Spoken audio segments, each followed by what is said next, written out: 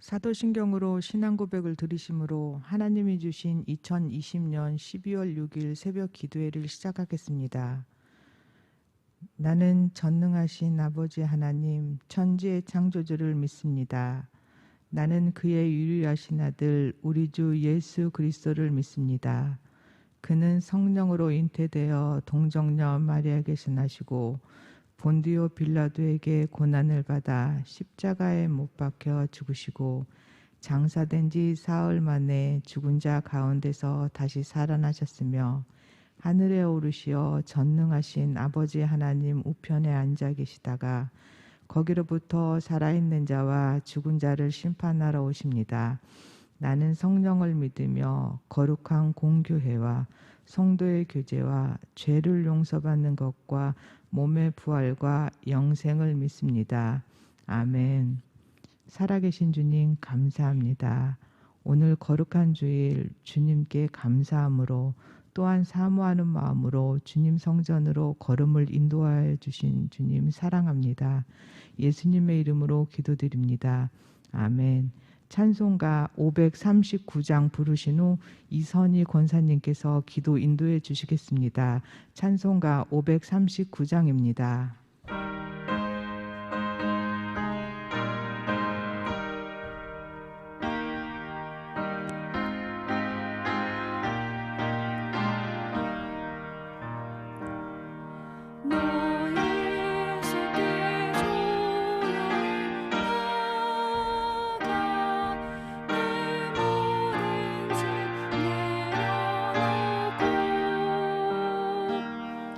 주 십자가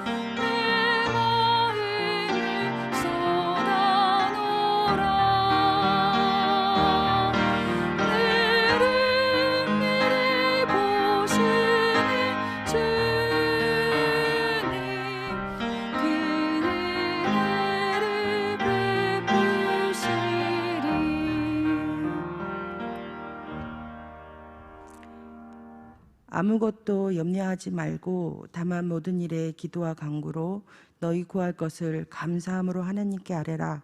그리하면 모든 지각에 뛰어난 하나님의 평강이 그리스도 예수 안에서 너희 마음과 생각을 지키시리라. 아멘. 좋으신 하나님 감사합니다. 우리에게 주의 양자의 영을 부어주셔서 하나님의 자녀가 되었음에도 늘 자녀답게 살지 못했던 지난날을 회개합니다. 아빠 아버지라 부를 수 있게 하신 주님, 또 아무것도 염려하지 말라고 하신 주님, 우리 아버지 하나님 감사합니다. 사랑합니다. 찬양합니다.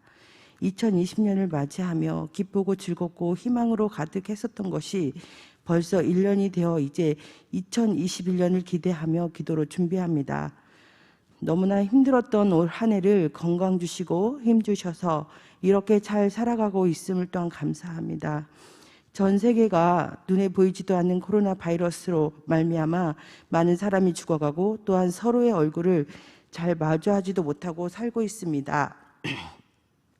2021년에는 우리가 마음껏 서로를 안아주고 성전에 나와 기뻐 찬양하며 살아가길 소망합니다. 광야에서 뱀에 물려 죽어가던 사람들을 노뱀을 들어 보기만 하여도 살게 하신 주님, 우리에게 주님의 십자가를 바라보며 더욱 기도하라 하시는 주님의 뜻인 줄도 모르겠습니다. 우리가 너무 기도하지 아니하고 타락한 삶을 살아가고 있었던 것이 아닌지 생각해 봅니다. 지금 이 순간 믿지 않는 많은 사람들이 교회를 욕하며 교회를 탓하고 예배 드리는 것을 못마땅해 하고 있습니다. 너희 마음에 그리스도를 주로 삼아 거룩하게 하고 너희 속에 있는 소망에 관한 이유를 묻는 자에게는 대답할 것을 항상 준비하되 온유와 두려움으로 하고 선한 양심을 가지라. 이는 그리스도 안에 있는 너희의 선행을 욕하는 자들로 그 비방하는 일에 부끄러움을 당하게 하려 함이라. 아멘. 주님, 우리의 삶이 주님의 기쁨에 되는 삶을 살기를 소망합니다. 우리가 넘어선 자의 삶을 살게 하시고 그 삶의 증거로 많은 사람에게 주님을 드러내게 하옵소서.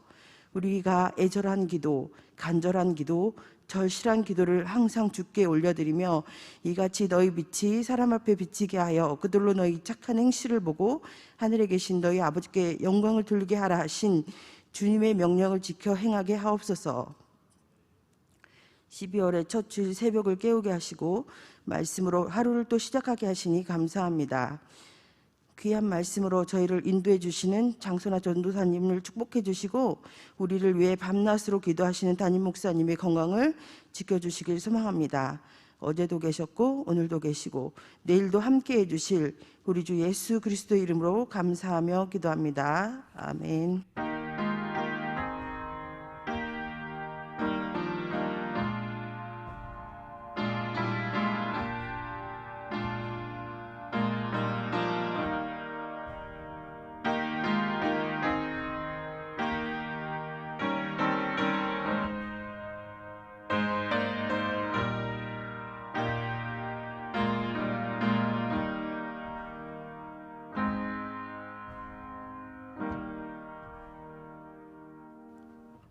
오늘 우리에게 주신 하나님의 말씀은 요한복음 6장 1절에서 15절입니다.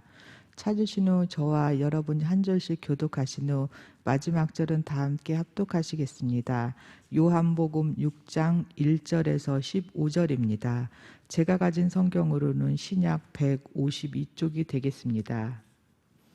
그 후에 예수께서 디베라의 갈릴리 바다 건너편으로 가시매 큰 무리가 따르니 이는 병자들에게 행하시는 표적을 보았음이로라. 예수께서 산에 오르사 제자들과 함께 거기 앉으시니 마침 유대인의 명절인 유월절이 가까운지라. 예수께서 눈을 들어 큰 무리가 자기에게 오는 것을 보시고 빌립에게 이르시되 우리가 어디서 떡을 사서 이 사람들을 먹이겠느냐 하시니 이렇게 말씀하심은 친히 어떻게 하실지를 아시고 빌립을 시험하고자 하심이라. 빌립이 대답하되 각 사람으로 조금씩 받게 할지라도 200데나리온의 떡이 부족하리이다. 제자 중 하나 곧 시몬 베드로의 형제 안드레가 예수께 여짜오되 여기 한 아이가 있어 보리떡 5개와 물고기 2마리를 가지고 있나이다. 그러나 그것이 이 많은 사람에게 얼마나 되겠사옵나이까.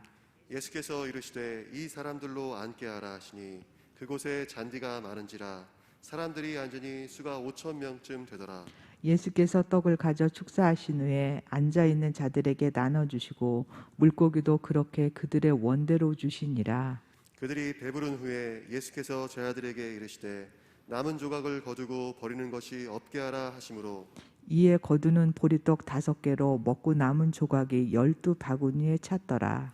그 사람들이 예수께서 행하신 이 표적을 보고 말하되 이는 참으로 세상에 오실 그 선지자라 하더라.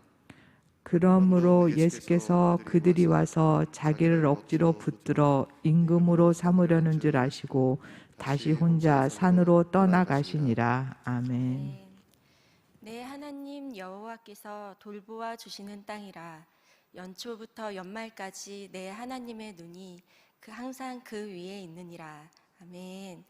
2020년 한 해가 시작된 지 엊그제 같은데 벌써 12월 마지막 달 첫 주 예배를 드리게 되었습니다. 한 해를 시작하면서 신명기 11장 12절 이 말씀을 계속 묵상하게 되었는데요. 돌아보니 한 해 동안 정말 하나님께서 돌보아 주시는 일들이 참 많았구나 하는 생각을 또 하게 되었습니다. 하나님의 약속 위에 사는 모든 시간 항상 여호와 하나님이 하나님의 눈이 우리를 떠나지 않고 돌보아 주셨음을 보게 되었습니다. 오늘 이 시간 새벽을 깨워 하나님 앞에 나와 약속의 말씀을 붙들고자 하는 성도님들에게 연초부터 연말까지 남은 12월, 남은 한 달 마지막 그날까지 여호와의 눈이 항상 위에 있어 돌봄을 받는 우리 모두가 되기를 축복합니다. 현타라는 말이 있습니다.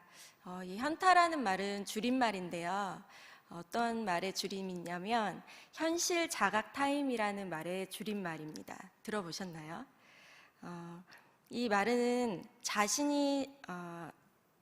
이 말은 꿈을 꾸는 것 같이 늘 좋았다가 어느 순간 자신이 처한 상황을 이렇게 보다가 현타 왔어. 약간 이런 의미로 하는 말들입니다. 주로 현타가 오게 되면 모든 사람들의 웃음기가 사라지게 됩니다. 이렇게 현타가 오는 경험들을 제가 최근에 좀 종종 하게 되었는데요. 예를 들어 이런 일들입니다. 다이어트 중인 사람이 맛있게 음식을 먹다가 늘어난 체중 앞에서 하며 깊은 탄식을 하는 그 상황이 바로 현타가 오는 상황입니다.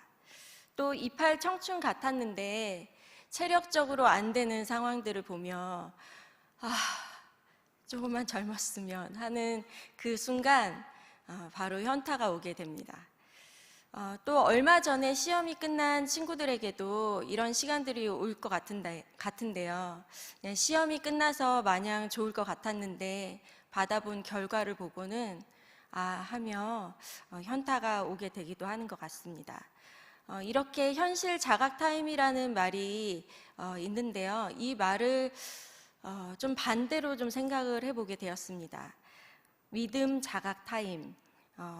믿음 자각 타임이 온다면 그러면 어떻게 될까?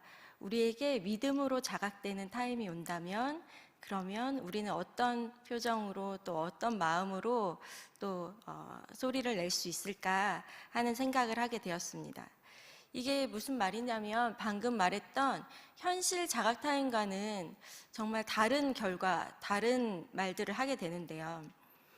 오히려 반대로 자신이 처한 현실에서 오는 충격으로 이리저리 휘청거릴 때, 그리고 나의 믿음 없음으로 실망하며 고개를 떨구게 될 때, 현실을 바라보며 그저 셈하고 내 방법을 찾아보려고 애쓰다가 한계에 부딪힐 때, 그냥 그걸로 끝나는 것이 아니라 어느 순간 고개를 들어 내가 아닌 하나님께 시선을 맞추는 그 순간, 생각지도 못했던 힘으로 다시 일어서게 되는 그 순간, 바로 이런 시간들이 믿음 자각 타임이라 할 수 있을 것 같습니다.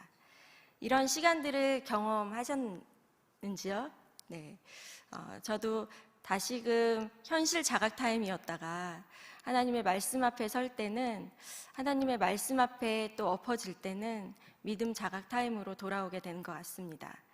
한 해를 돌아보면 참 이런 시간들이 많았는데 그 시간 속에 남는 건 은혜였구나, 은혜만 기억되는 시간이었던 것 같습니다. 오늘 함께 읽은 말씀은 우리 성도님들이 너무나 잘 아시는 오병이어 사건입니다. 오병이어 사건은 사복음서에 모두 기록될 만큼 중요한 사건인데요. 오늘 이 오병이어 사건 중에 한 부분을 성도님들과 함께 좀 나누려고 합니다. 예수님께서 말씀해 주신 하나님의 나라에 대한 이야기들을 가만히 듣다가 집중하던 제자들에게 자신이 처한 현실에 감각이 돌아온, 현타가 온 이야기들을 좀 나누려고 합니다. 먼저 이들이 처한 상황은 마가복음에 이렇게 이야기하고 있습니다. 마가복음 6장 35절에서 36절 말씀 함께 읽도록 하겠습니다. 때가 저물어 가매 제자들이 예수께 나와 여짜오되 이곳은 빈들이요 날도 저물어 가니 무리를 보내어 두루 총과 마을로 가서 무엇을 사 먹게 하옵소서. 식사할 시간도 없이 예수님을 따라 일정을 소화했던 제자들이 현실이 보여졌습니다. 허기진 배와 그리고 밤이 찾아오고 빈들, 그리고 모여있는 수많은 사람들, 그리고 마을과 떨어져 있는 이 장소들을 보게 되었습니다. 근데 이런 현실 속에 그냥 보고만 있었던 것이 아니라 예수님께서 하신 말씀에 더 현타가 왔던 것 같습니다. 요한복음 6장 5절 말씀 함께 읽도록 하겠습니다. 예수께서 눈을 들어 큰 무리가 자기에게로 오는 것을 보시고 빌립에게 이르시되 우리가 어디서 떡을 사서 이 사람들을 먹이겠냐 하시니, 우리가 어디서 떡을 사서 이 사람들을 먹이겠냐, 보여지는 상황과 이 환경들은 이 말에 도저히 대답할 수 없는 그런 상황들이었습니다. 그때 빌립은 이렇게 6장 7절에 이야기하고 있습니다. 예수님, 200데나리온의 떡도 부족합니다. 도저히 안 되겠어요. 빌립은 이렇게 이야기합니다. 그리고 또 다른 제자 9절에 안드레는 이렇게 이야기합니다. 예수님, 아무리 찾아봐도 한 아이가 가진 오병이어 뿐인데 이 많은 사람들을 어떻게 먹이겠습니까? 라고 말을 하고 있습니다. 예수님의 질문 앞에 보이는 현실대로 대답을 하게 되었습니다. 우리의 방법과 노력, 그리고 할 수 있는 모든 것들을 다 생각해서 이야기하는 것이 바로 이것뿐이었습니다. 빌립과 안드레의 대답이 어떻게 보면 전혀 낯설지 않는 건 현실을 마주한 우리의 삶에 우리의 고백이 때로는 이렇기 때문인 것 같습니다. 누가 봐도 사람으로서는 할 수 있는 방법이 없었습니다.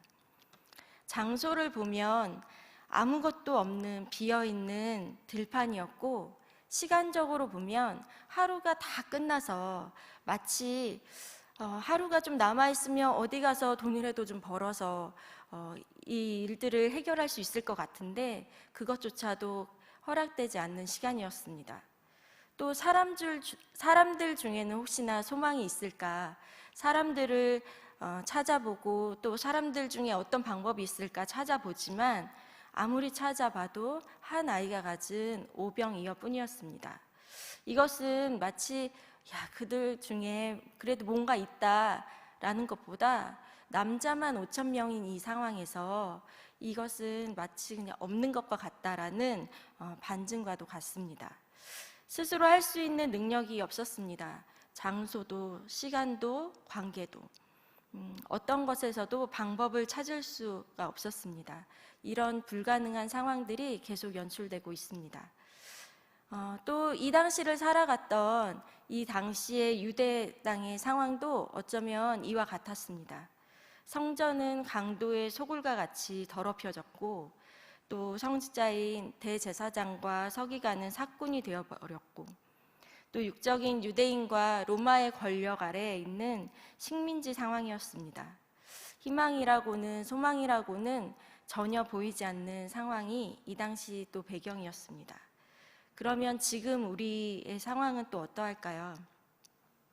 특히 한 해를 보내며 또 오늘까지도 계속되는 이 상황들을 보면서 무언가 열심히 살아보려고 했지만 예측할 수 없는 상황들은 열심히 살 기회조차 허락되지 않는 상황들이 계속해서 생기고 있습니다.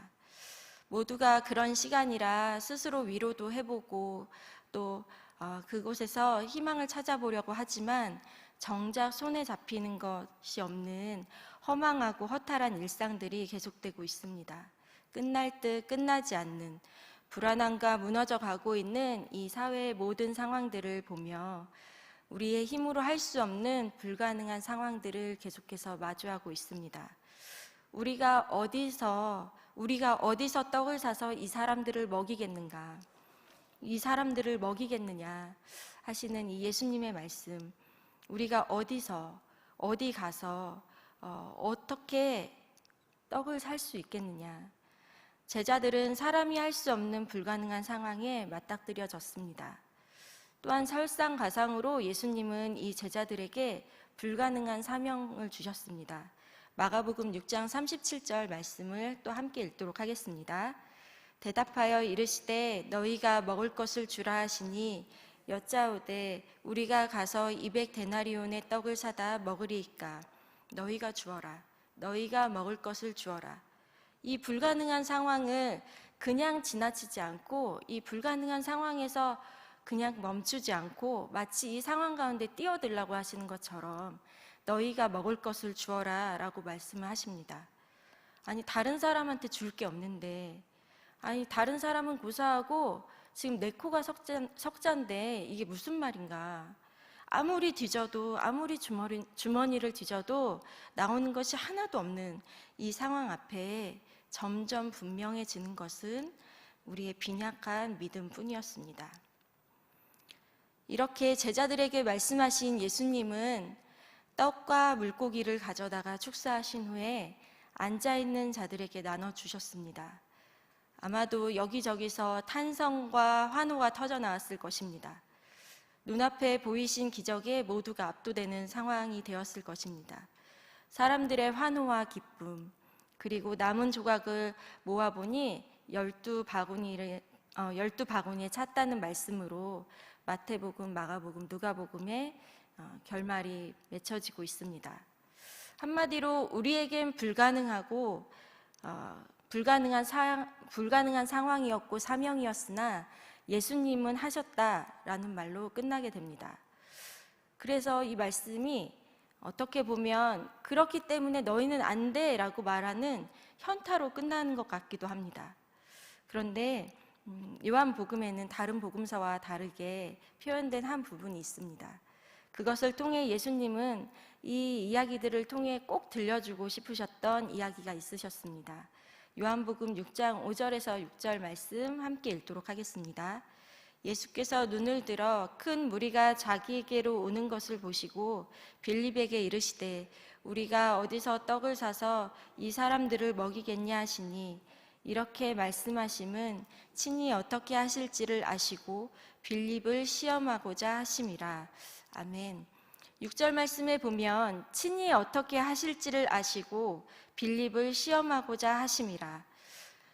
이 상황 속에서 반드시 하고 싶으셨던 일이 바로 이 일이셨습니다. 제자들의 믿음을 시험하고자 하신 일입니다. 하나님의 시험은 너희 그럴 줄 몰랐는데 이 정도로는 안 되겠는데 하며 시험한 이 결과에 대해서 하나님이 놀라거나 또 어려워하지 않으십니다. 왜냐하면 이미 다 아시기에 우리에게 이 시험을 통해 하시고자 하시는 하나님께서 잘 훈련되고 연단하시려는 그 일이 있기 때문입니다. 고린도후서 13장 5절에도 이렇게 이야기하고 있습니다.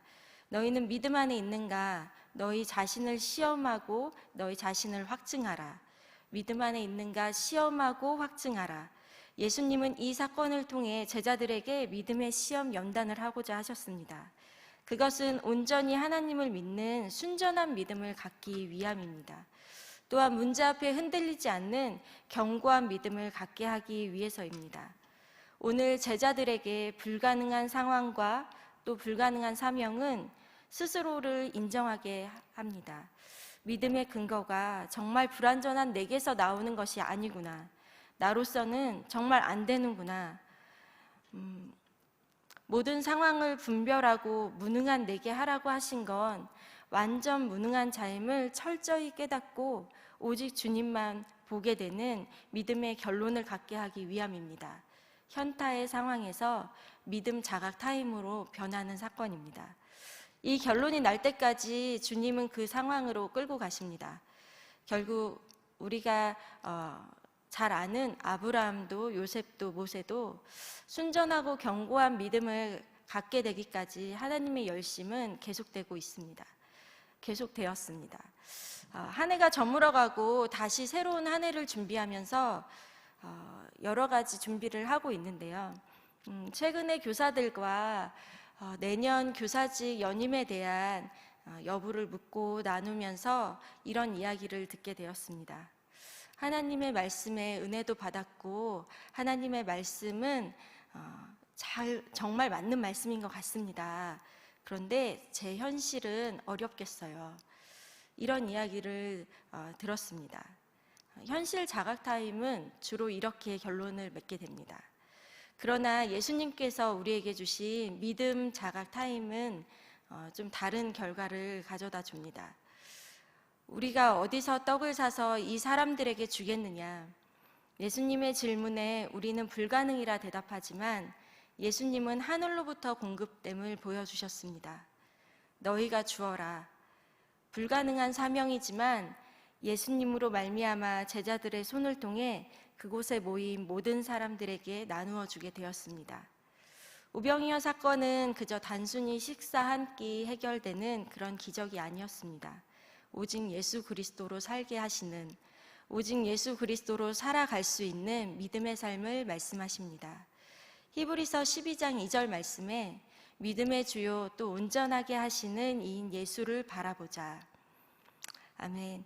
말씀과 현실의 분기점에서 믿음의 전부 되신 예수 그리스도를 바라볼 때 바로 그때가 믿음 자각 타임이 되며 그것으로 끝이 아닌 우리에게 순전하고 견고한 믿음을 갖게 하십니다.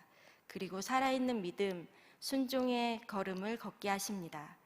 믿음 자각 타임을 갖고 이렇게 고백한 한 교사의 마음이 한 주 동안 또 감동이 되었습니다. 그 교사가 나누어 준 이야기는 이와 같습니다. 부족하고 연약하지만 저는 하나님께 붙잡혀 살기를 소망하고 있습니다. 무엇이든지 아멘으로 순종하는 삶을 살겠다고 해놓고 자꾸 제 생각대로 살고 있는 모습을 보게 됩니다. 열심히 돕는 자로 일해볼게요. 지금 은혜 받은 마음은 이런데 시간을 두고 더 생각하면 제 뜻이 될까 염려되어 먼저 연락드려요. 모든 교사가 이렇게 고백했으면 좋겠습니다. 연약한 나의 현실보다 하나님께 붙잡혀 살기를 소망하며 믿음으로 순종하는 이 고백이 우리로 하여금 더욱 예수 그리스도로 살아가게 합니다. 하나님의 말씀을 듣고 복음을 듣고 난 후 내가 처한 현실이 보여지는 그때가 바로 믿음을 써야 하는 분기점입니다. 그리고 그때 믿음을 쓰게 하시는 믿음 자각 타임은 우리로 하여금 예수 그리스도로 더 분명한 삶을 살게 하십니다. 내가 들은 진리의 말씀에 반응하여 불가능한 상황, 또 불가능한 사명, 그 앞에 내가 아닌 예수 그리스도로 가능케 되는 믿음으로 순종하시는 오늘 저와 성도님들이 되시기를 또 간절히 축복합니다. 이 시간 또 함께 기도했으면 좋겠습니다. 내가 처한 현실보다 믿음의 주요 온전케 하시는 이인 예수를 바라보는 믿음을 갖게 하옵소서. 현실과 말씀의 분기점에서 믿음을 쓰게 하옵소서. 그리고 오늘 1부부터 4부 예배, 그리고 각 부서의 예배 가운데 연초부터 연말까지 하나님의 돌보심이 있는 그 돌보심이 있게 하시고 믿음을 자각하는 시간이 되게 하옵소서 하는 기도 제목으로 우리 주여 한번 하시고 기도하도록 하겠습니다. 주여